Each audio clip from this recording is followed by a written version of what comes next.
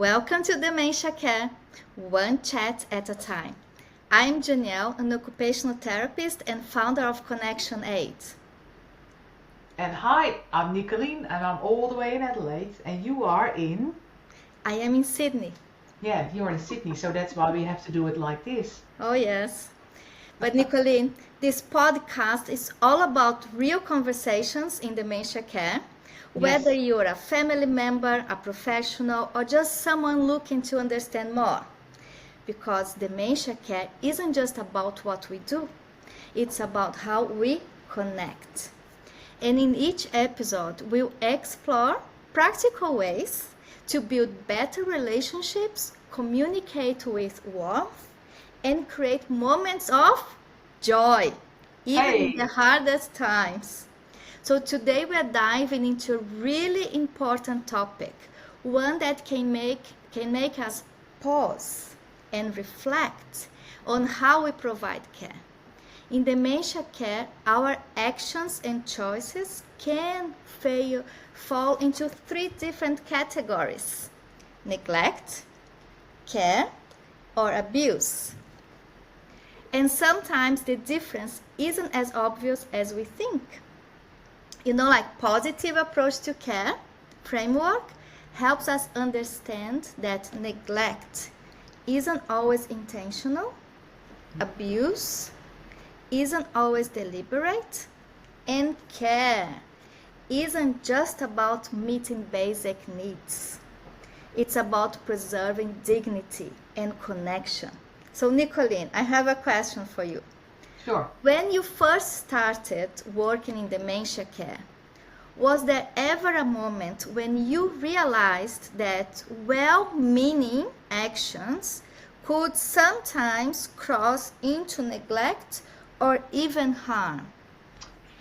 Well, that's a really good question. I mean, like, absolutely. When I started in Dementia first, I quickly realized that even my best intentions could cause distress with the residents.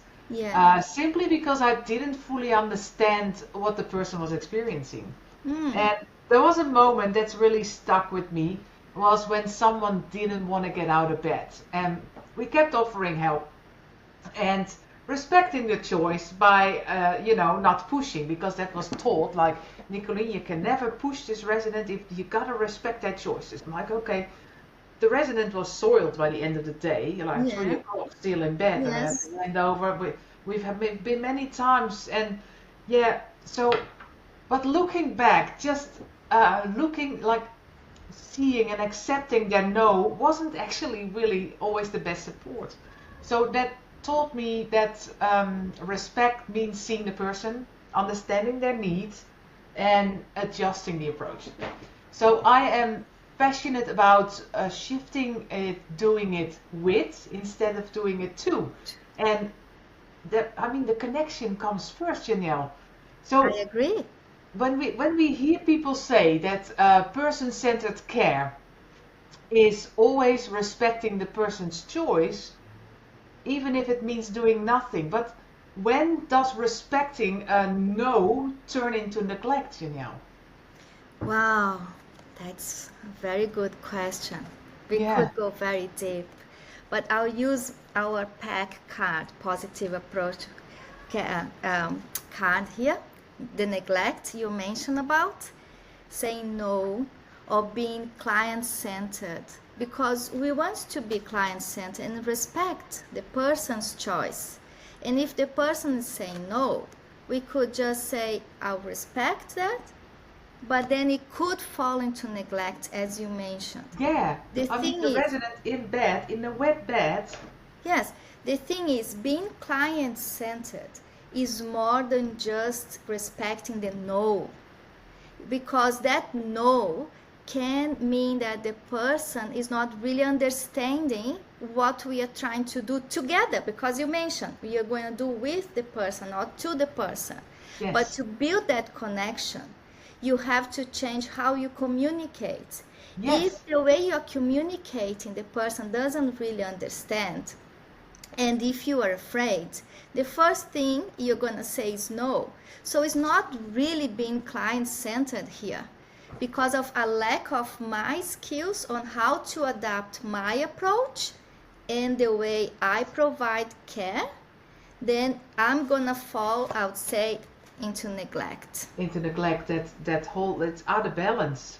It's out of balance. Yes. Unless we have the skills, we know how to adapt, we know how to be flexible, and we understand the person, because we have to know the history, the life story, the preferences, the values. Holistically, we have to understand the person. Then we combine with our skills, we adapt, then we can reach the middle when Yes. we deliver care with You connection. want to be there. Yes. So you're holding that card there. Is that a Tipa Snow development, what you have there? yes. So this one is positive approach to care. You know this framework, Nicolene, from Tipa Snow? I just want to, mention it to our viewers, like as in, Oh yes, we have to hop on that website, hop on the website.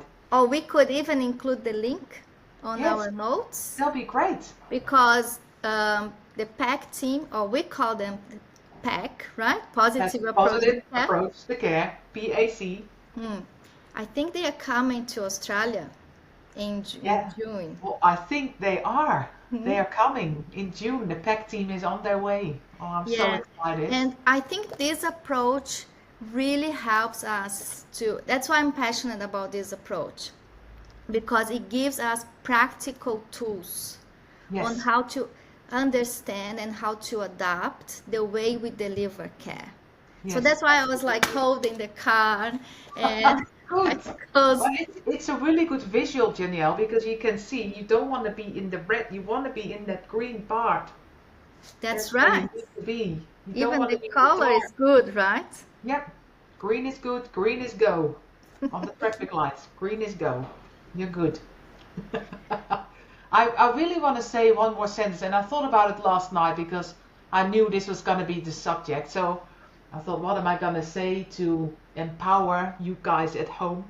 So each interaction is an opportunity to That's bring right. comfort, dignity, and joy. So let's make every moment count. What do you think, Janelle?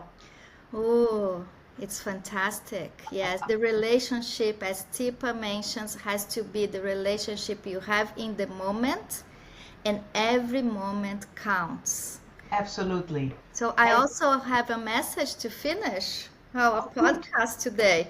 go for it. So I would say, like, at the heart of dementia care is the understanding that every no has a reason. Because we talked about no, saying no, and the difference of just respecting that no. And every behavior has a meaning as well. I'm not just talking about behavior just for dementia. We all have behaviors. That's how we communicate, not Yes. just words. Yes. And How every beautiful. moment, as you said, is an opportunity to connect. Oh, I love it. And talking about connections, if you want us to address a subject for the next week, put it in the comments below because we might be able to pick you and address that. Yes, that would be fantastic, because Right. at the end of the day, we are here having this chat to support you guys, You right? at home. Absolutely. We're here to help. We are here to help. Yeah, great. Oh, and I was at the Fringe in Adelaide. You got the Fringe, and I got a Right little. now? Yeah, it is. There's one more week to go, and I got a Wow. button. It's a brain, and it says "Open your mind," and that's what we do. We think outside the box.